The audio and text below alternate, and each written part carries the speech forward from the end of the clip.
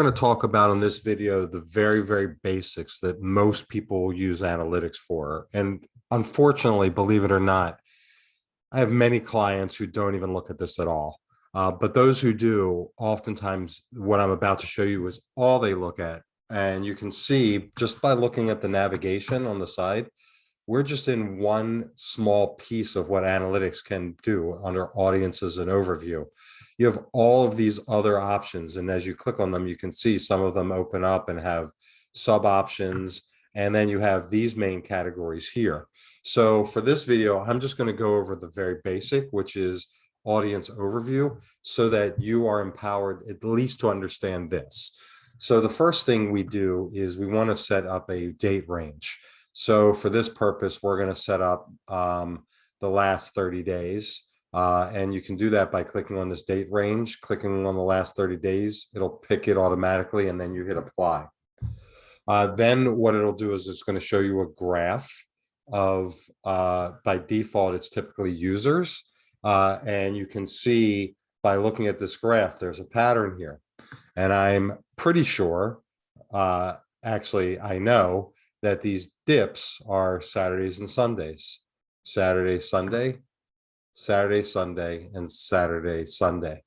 So this is typically a website that does B2B, and therefore it's not surprising that there are those dips. If you're B2C, you may find a more flat user chart, but this is typically what we see for B2B businesses.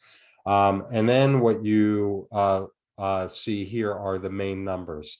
I'm not going to read this to you, but you can see as you mouse over each of these headers, it tells you what they are. I'm just going to tell you basically, the number of users is the number of computers, because it's not measuring people. It's the number of computers that access your website during that period of time.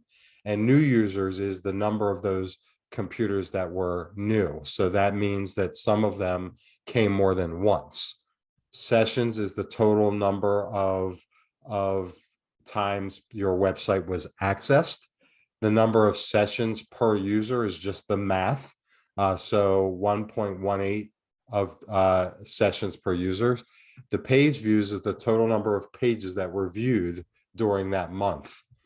The pages per session is the math of the number of pages viewed divided by the number of sessions, gives you 1.83. Average session duration is the length of stay that the average user stayed on the website during that period of time. And the bounce rate is the percentage of people who left after seeing just one page of your website. So 65.9% of people saw one page of your website and left and didn't see any more. Just to give you some overall metrics of health from an engagement standpoint, the number of pages per session we'd like to see, as in a perfect world, to be more than 3 pages per session. So this site appears to be underperforming. And then the average duration, we like to see that being closer to 3 minutes also. So that number would seem to indicate that this is not performing as well. Last but not least, you want to see a bounce rate of under 50%. So at 65.9%, that bounce rate is high as well. There's another item you can do up here in the date, which is you can compare this date range, and by default, it's going to do to the 30 days prior. So I'm going to show you that. And this shows you, as you look, that the number of users for this period is down 32%. Actually, all the metrics are down except for the average session duration. It was now, this past 30 days, 1 minute and 5 seconds. It was 56 seconds. So there's been some improvement there. But obviously, you can see how you would use this to measure tweaks that you make to the website if people are doing exactly what we want them to be doing. So this is pretty much the standard set of analytics that most people who look at analytics look at.